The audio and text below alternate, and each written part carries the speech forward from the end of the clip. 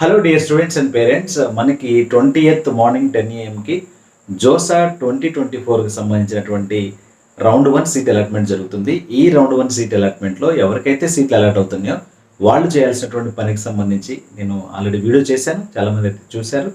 So ఏ day నాడు ఎలాంటి మనం డాక్యుమెంట్ సబ్మిట్ చేయడం కానీ, ఫీ పేమెంట్ చేయడం కానీ, ఓకే రెస్పాన్స్ ఇవ్వడం కానీ, ఇలాంటివి ఎప్పుడు చేయాలి, ఏ డేట్ వరకు ఎంత టైం ఉంటుంది అవన్నీ కూడా క్లియర్గా చెప్పాను. బట్ ఇంకా కొంతమందికి డాక్యుమెంట్స్ విషయంలో కొన్ని డౌట్స్ అయితే ఉన్నాయన్నమాట. అవి క్లారిఫై చేయడం కోసం ఈ వీడియో. సో మీరు అప్లోడ్ చేయాల్సినటువంటి డాక్యుమెంట్స్ ఏ విధంగా ఉండాలి, ఏ ఫార్మేట్లో ఉండాలి అనేది అయితే ఈ వీడియో అనమాట. ఖచ్చితంగా స్కిప్ చేయకుండా చూడండి, చాలా చాలా అవసరం. ఇలాంటి వీడియోస్ కొంచెం ఎంకరేజ్ చేయండి, లైక్ చేస్తూ ఉండండి. మీ ఫ్రెండ్స్ కూడా ఎవరైతే జోసాలో పార్టిసిపేట్ చేస్తున్నారో వాళ్ళకు కూడా షేర్ చేయండి, ఖచ్చితంగా యూజ్ అవుతుంది అనమాట. సో మీరు టెన్షన్లో వేరే డాక్యుమెంట్స్ అప్లోడ్ చేశారంటే మాత్రం, తెలియకుండా మీరు చేశారంటే మాత్రం మీకు క్వెరీస్ రావడం జరుగుతుంది. మళ్ళీ ఆ క్వెరీస్ని క్లియర్ చేసుకోవాలంటే మళ్ళీ 1 day or 1.5 day టైం పడుతుంది. ఈలోపు మనకి స్టిపులేటెడ్ టైం కంప్లీట్ అయిపోతుంది. మనం ఎవరిని అడగడానికి లేదు. వన్స్ సీట్ క్యాన్సిల్ అయితే మాత్రం మనం ఎవరిని అప్రోచ్ అయినా సరే మనకి సీట్లు అయితే అలాట్ చేయడం జరగదు. చాలామంది సీట్లు కోల్పోయినటువంటి సిచ్యువేషన్స్ చూసినటువంటి పరిస్థితి నాదనమాట. నేను చాలామందిని చూశాను ఇలాంటి చిన్న చిన్న మిస్టేక్స్ వల్ల. సో కాబట్టి మీ పర్టికులర్ డాక్యుమెంట్స్ ఏ విధంగా ఉండాలనేది అయితే క్లియర్గా తెలియజేయడం కోసం ఈ వీడియో చేస్తున్నాను. ఖచ్చితంగా లైక్ చేయండి, కొత్త వాళ్ళు అయితే సబ్స్క్రైబ్ చేసుకుని కొద్దిగా సపోర్ట్ చేయండి ఛానల్కి. జోసాకి సంబంధించి మనం దాదాపు 1.5 month నుంచి కూడా క్లియర్ వీడియోస్ అయితే చేస్తున్నాం, చాలామంది మెంటర్షిప్ ఇస్తున్నాం.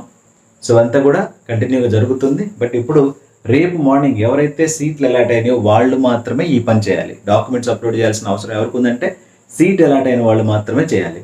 ఫీజు ఎవరు కట్టాలి అంటే సీట్ అలాట్ అయిన వాళ్ళు మాత్రమే కట్టాలి. ఓకేనా? మరి రెస్పాన్స్ ఎవరు ఇవ్వాలి? ఫ్రీజ్ కానీ, ఫ్లోట్ కానీ, స్లైడ్ అంటే అది కూడా సీట్ వచ్చిన వాళ్ళే ఇవ్వాలి. సీట్ రాని వాళ్ళు ఏ పని చేయాల్సిన పని లేదు. ఓన్లీ సీట్ వచ్చిన వాళ్ళు మాత్రమే చేయాలి. రౌండ్ 1లో సీట్ అలాట్ అయిన వాళ్ళు, ఆ సీట్ నచ్చినా నచ్చకపోయినా మీరు ఈ పని చేయాల్సిందే. ఓకేనా? సీట్ నచ్చిన తర్వాత లేదా నచ్చిన సీట్ వచ్చిన తర్వాత చేద్దాం కదా అని చెప్పేసి మీరు మళ్ళీ బ్లైండ్గా ఉండకండి. ఓకేనా? సో ముందుగా మనల్ని అడిగేటువంటి డాక్యుమెంట్స్ విషయంలో అంటే అక్కడ మీరు ఫస్ట్ ఏం చేయాలంటే సీట్ వచ్చిన తర్వాత మీరు ఏం చేస్తారంటే రెస్పాన్స్ ఇస్తారు. రెస్పాన్స్ అంటే ఏంటి? సో మనం ఫ్రీజ్, ఫ్లోట్, స్లైడ్ ఈ మూడిట్లో మనకి ఇష్టమైంది, మనకు వచ్చినటువంటి సీట్ పొజిషన్ బట్టి మనం ఫ్రీజ్ చేసుకోవాలా అని మనకు ఐడియా ఉంటుంది. లేదా పైన నెక్స్ట్ రౌండ్స్కి వెళ్ళి ఇంకా మంచి సీటు లేదా మంచి కాలేజీలో సీట్ సాధించాలా అనేటువంటి ఐడియా మనకు ఉంటుంది. లేదా వచ్చినటువంటి బ్రాంచ్ కంటే అదే కాలేజీలో ఇంకొక బ్రాంచ్ వస్తే బాగుంటుందనే ఐడియా కూడా మనకు ఉంటుంది. సన్నిహితులుగా ఉన్న వాళ్ళతో డిస్కస్ చేసి మీరు ఆ సీటుకి సంబంధించి నిర్ణయాలు అయితే తీసుకోవచ్చు అనమాట. సో ఏ ఆప్షన్ పెడితే ఎలా ఉంటుంది అనేది మీకు కనీస అవగాహన ఉండాలి. ఏ ఆప్షన్ ఎలా వర్కౌట్ అవుతుందో కూడా తెలిసి ఉండాలి. రైట్, అది రెస్పాన్స్ అంటాం. ఓకేనా? సో ఈ ప్రొసీజర్ మొత్తాన్ని కూడా ఏంటంటామంటే ఆన్లైన్ రిపోర్టింగ్ అంటాం. ఆన్లైన్ రిపోర్టింగ్లో 3 ఉంటాయి. 1 మనం రెస్పాన్స్ ఇవ్వడం, 2 డాక్యుమెంట్స్ అప్లోడ్ చేయడం, 3 ఫీ పేమెంట్ చేయడం. ఈ మూడింటి కలిపేమంటాం ఆన్లైన్ రిపోర్టింగ్ అంటాం. సో మీకు నేను ఒక్కొక్క డాక్యుమెంట్ చూపిస్తాను. నాకు ఆర్డర్లో ఉన్నా లేకపోయినా నేను చూపిస్తాను. అవి మీకు అక్కడ ఆర్డర్లో అడుగుతారు. 10th class సర్టిఫికేట్ అని అనుకుంటే 10th class certificate document upload చేస్తారు. దాని కింద ఇంటర్మీడియట్ 12th మార్క్ షీట్ అంటాడు, 12th మార్క్ షీట్ అప్లోడ్ చేస్తారు. కేటగిరీ సర్టిఫికేట్ అంటారు, మీ పర్టికులర్ కేటగిరీ సర్టిఫికేట్ అప్లోడ్ చేయాలి. సో ఇవన్నీ కూడా అక్కడ రాసి పెట్టి ఉంటాయి. ఒక్కొక్క దానికి ఒక్కొక్క డాక్యుమెంట్ సెలెక్ట్ చేసి సబ్మిట్ చేసేయాలి. సో ఒక 10 నిమిషాలు లేదా 20 నిమిషాలు, ఒక అరగంట తర్వాత మళ్ళీ చెక్ చేసుకోవాలి, లేదా ఒక గంట తర్వాత చెక్ చేయాలి. మళ్ళీ ఓపెన్ చేసి వెరిఫైడ్ అని పడిందా లేదా, ఒక్కొక్క డాక్యుమెంట్ సంబంధించి వెరిఫైడ్ అని పడుతుంది. వెరిఫైడ్ అని పడింది అనుకోండి, మీ డాక్యుమెంట్స్ పర్ఫెక్ట్గా ఉన్నట్టు, మీకు ఇంకెలాంటి ఇబ్బంది లేదు. సో డాక్యుమెంట్స్ విషయంలో అది అయిపోగానే ఫీ పేమెంట్ అక్కడే, అంటే వెరిఫైడ్ అని పడకముందే మీరు చేసేయచ్చు. వెరిఫైడ్ అని పడేదాకా మీరు ఫీ పేమెంట్ చేయకుండా వెయిట్ చేయొద్దు. ఓకేనా?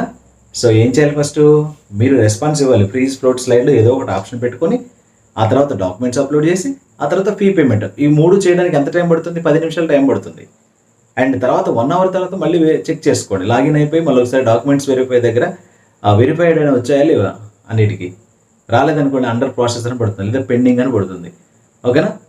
సో ఇలాంటివి అంటే పెండింగ్ అని పడేదంటే మనది వర్క్ జరుగుతుంది అని అర్థం. బ్యాక్గ్రౌండ్లో మన డాక్యుమెంట్స్ సంబంధించి వెరిఫికేషన్ జరుగుతుంది అని అర్థం. సో ఈ రోజు అప్లోడ్ చేస్తే రేపటి వరకు కూడా మనకి రిప్లై రాకపోవచ్చు, వెరిఫైడ్ అని పడకపోవచ్చు.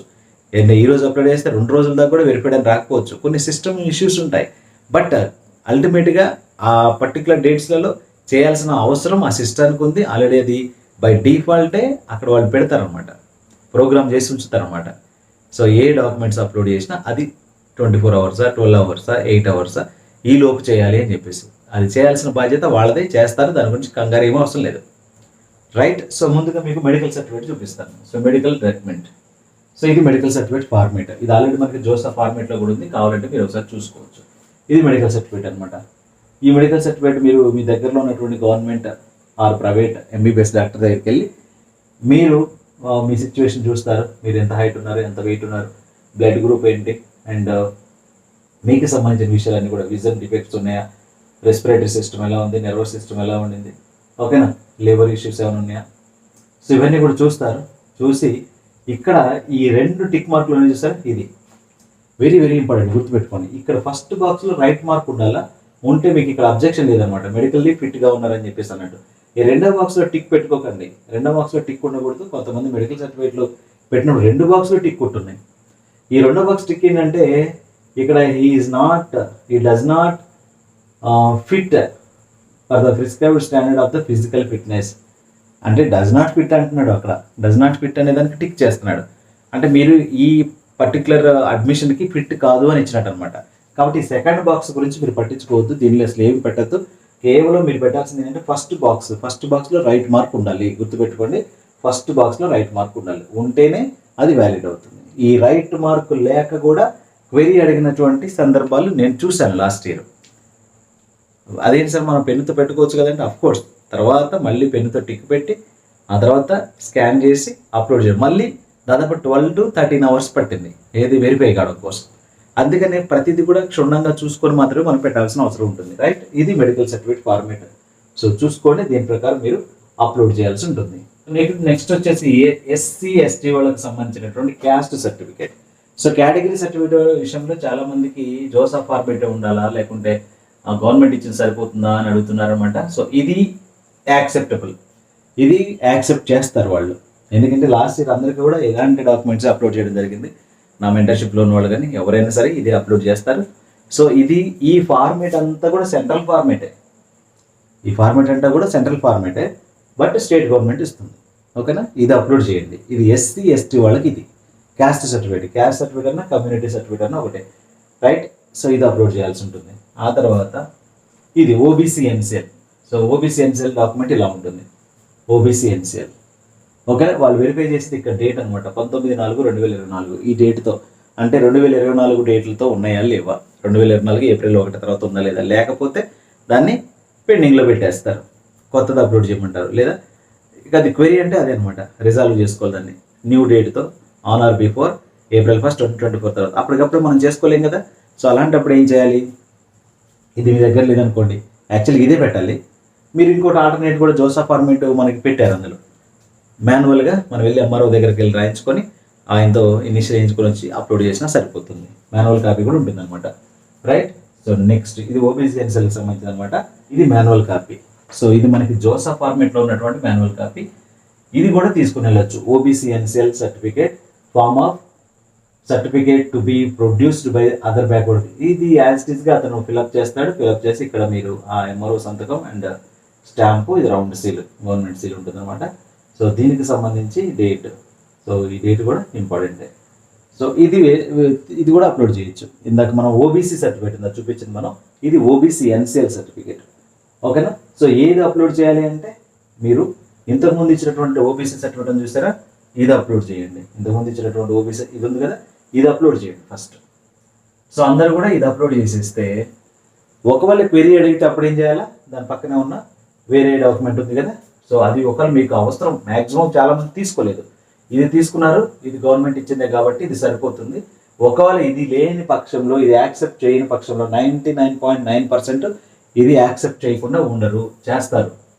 ఇది యాక్సెప్ట్ చేస్తారు, 99% ఇది యాక్సెప్ట్ చేస్తారు. డోంట్ వరీ, ఇది అప్లోడ్ చేయాల్సింది. ఇది అప్లోడ్ చేస్తే తీసుకుంటారు. అప్లోడ్ చేసినప్పుడు తీసుకోకపోతే అప్పుడు వెంటనే ఏం చేయాలి, ఈ డాక్యుమెంట్ తీసుకుని వెళ్ళి ఎంఆర్ఓ దగ్గర, మనకు 3 days టైం ఉంటుంది కదా. సో ఇక్కడ మీ దగ్గర ఉన్న ఈ సర్టిఫికేట్ తీసుకొని, ఇది జిరాక్స్ తీసుకొని లేదా ఒరిజినల్ తీసుకొని ఎంఆర్ఓ దగ్గరికి వెళ్ళి దీని మీద రాపించుకోవాలి. సార్ ఈ ఫార్మేట్ పనిచేయదంటే ఈ ఫార్మేట్లో మాకు కావాలి అని ఇది చూపించి దీని మీద రాపించుకొని సంతకం పెట్టించుకొచ్చుకొని మళ్ళీ అప్లోడ్ చేయాలి, అర్థమైందా. సో మ్యాక్సిమం అలా ఎవరికి జరగదు కూడా. సో అందరూ కూడా ఇదే అప్లోడ్ చేయండి, రైట్. నెక్స్ట్ వచ్చేసి, సో ఇది కూడా ఇన్కమ్ అసెట్ ఫర్ ఈడబ్ల్యూఎస్ అనమాట. సో ఈడబ్ల్యూఎస్ వాళ్ళకి అది. సో ఇది ఈడబ్ల్యూఎస్ సర్టిఫికేట్ ఆల్రెడీ. ఇది ఈడబ్ల్యూఎస్. సో మీ దగ్గర అందరి దగ్గర ఉంటాయి ఇవి. ఈడబ్ల్యూఎస్ సర్టిఫికేట్ తీసుకుని ఉంటారు. డేట్ అనేది ఇంపార్టెంట్. ఇది ఈడబ్ల్యూఎస్ వాళ్ళకి, కింద చూపించింది ఓబీసీ ఎన్సీఎల్ వాళ్ళకి. అండ్ నెక్స్ట్ అలాగే మిగతా కమ్యూనిటీ ఇందాక చూసాం, ఎస్సీ ఎస్టీ చూసాం కదా, ఇది ఒకటి. తర్వాత పీడబ్ల్యూడి సర్టిఫికేట్, మీకు సంబంధించినటువంటి పీడబ్ల్యూడి అంటే ఎవరు డిఫరెంట్ కేటగిరీస్ ఉంటే అందరి సర్టిఫికేట్లు చూపిస్తున్నాను అనమాట ఇక్కడ, అంతే. సో మంచిగా నీట్గా నా దగ్గర వచ్చినవి నేను కొన్ని చూస్తున్నాను, చాలా వచ్చినాయిలే కానీ టయానికి నేను ఇది మాత్రమే తీసుకున్నాను అనమాట.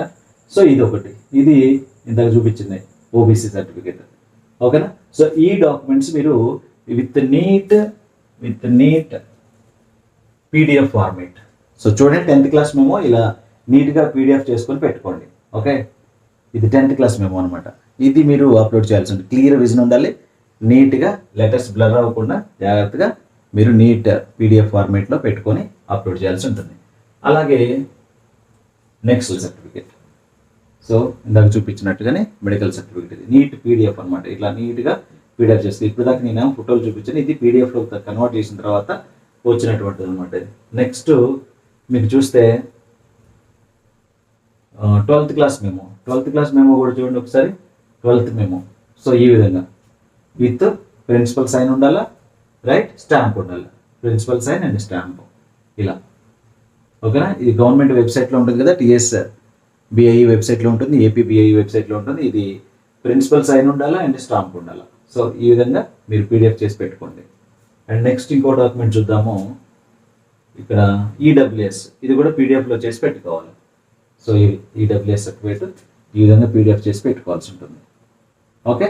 సో నీట్గా ఉండాలి.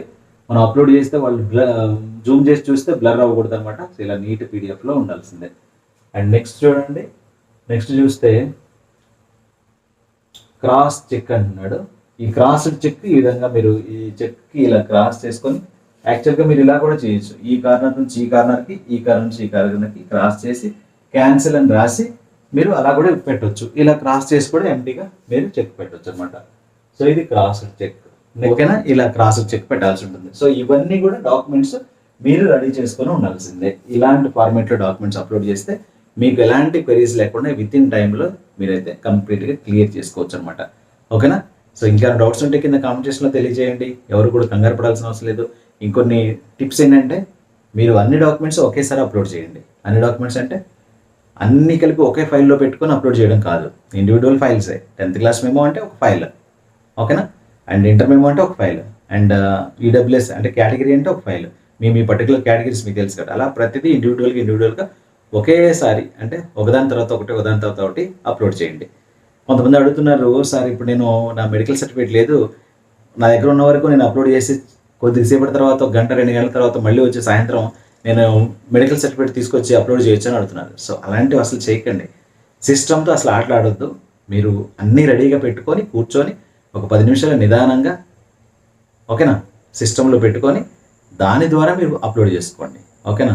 సో ఆ టైంలో ఎవరితో ఫోన్లో మాట్లాడడం లేదా ఇంకా ఏదేదో వాట్సాప్ చాటింగ్ చేసుకుంటూ పనులు చేయడం అలాంటివి చేయొద్దు. సో ఎందుకంటే కెరీర్ ఇది, ఎవరు కూడా రిజాల్వ్ చేయలేరు. నాలాంటి వాళ్ళు కూడా ఎలాంటి హెల్ప్ చేయలేరు మనం చేసేటువంటి మిస్టేక్స్కి, ఓకేనా. సలహాలు ఇవ్వగలం కానీ దాన్ని సాల్వ్ చేసేటువంటి పరిస్థితి చేయి దాటిపోతే ఎవరు ఏం చేయలేరు అనమాట. కాబట్టి చాలా కేర్గా మీరు మీ కెరీర్కి పణంగా పెట్టుకొని మంచిగా మీరైతే అప్లోడ్ చేసుకోవాల్సిన అవసరం ఉంటుంది, అర్థమైందా. అండ్ పేమెంట్ విషయంలో కూడా మీరు క్రాస్డ్ చెక్ అనేది స్టూడెంట్కి ఉండదు. అఫ్కోర్స్ స్టూడెంట్ 18 years దాటితే చెక్ బుక్ ఉంటుందేమో, బట్ చాలామంది స్టూడెంట్స్ బిలో 18 years ఉంటారు. కాబట్టి మీ పేరెంట్స్ ఎవరిదైనా సరే, స్టూడెంట్ యొక్క mother or father or brother ఎవరైనా కావచ్చు, వాళ్ళదైతే పెట్టండి. అకౌంట్ పాస్బుక్ ఉంటుంది కదా, పాస్బుక్ ఫ్రంట్ పేజ్ ఇలా ఓపెన్ చేసి ఫోటో తీసి దాన్ని స్కాన్ చేసుకొని పెట్టుకోండి, రైట్. అదైనా పెట్టచ్చు, లేదా క్రాస్డ్ చెక్ అయినా పెట్టచ్చు. ఏదైనా ఒకటి మాత్రమే పెట్టాలి. ఎందుకని అంటే అది ట్రాన్సాక్షన్స్ ఇష్యూస్ వచ్చినప్పుడు మనీ రీబ్యాక్ అవడం కోసమే. మరి మీరు పేమెంట్ ఎవరి అకౌంట్ నుంచైనా చేయొచ్చు. మీ అకౌంట్లో డబ్బులు లేవు, లేదా మీ అకౌంట్లో డబ్బులు ఉన్నా ఫోన్పే లేదు, ఆర్ నెట్ బ్యాంకింగ్ లేదు, ఆర్ సంథింగ్ ఆన్లైన్ ట్రాన్సాక్షన్స్ ఎలాంటి జరగవు మీకు. అప్పుడేం చేయాలి, మీ అమౌంట్ అనేది వేరే వాళ్ళది ఏదో విధంగా వాళ్ళకి ఇచ్చేసి, లేదా వాళ్ళ అకౌంట్ నుంచి పే చేయించి మీరు ఎలాగోలాగా వాళ్ళకి డబ్బులు ఇచ్చేసేయండి. బట్ అక్కడ పెట్టేటువంటి చెక్ బుక్ కానీ లేదా అకౌంట్ డీటెయిల్స్ కానీ మీవి మాత్రమే ఉండాలి. ఎందుకని అమౌంట్ ఒకవేళ రిఫండ్ అయితే మీ అకౌంట్లో పడతాయి కాబట్టి, ఎవరు కట్టారో వాళ్ళ అకౌంట్లోకి రావు. ఏ అకౌంట్ నుంచి కట్టారో ఆ అకౌంట్లోకి అమౌంట్ పడవు. ఏ అకౌంట్ డీటెయిల్స్ ఇచ్చారో ఆ అకౌంట్లోకి పడతాయి. అందుకోసమే అకౌంట్ అనేది అడిగేది, అర్థమైందా? సో ఇదే అనమాట విషయం. సో డాక్యుమెంట్స్ ఈ విధంగా ఉంటే మీకు ఎలాంటి ఇష్యూస్ రావు. రైట్? ఎలాంటి కంగారు పడకుండా మంచిగా చేసుకోండి. I wishing very very all the best. వీడియోని సెలెక్షన్ ఫ్రెండ్స్గా షేర్ చేయండి అండ్ మన ఛానల్ సబ్స్క్రైబ్ చేసుకొని డైలీ ఫాలో అవుతుండండి. Thank you.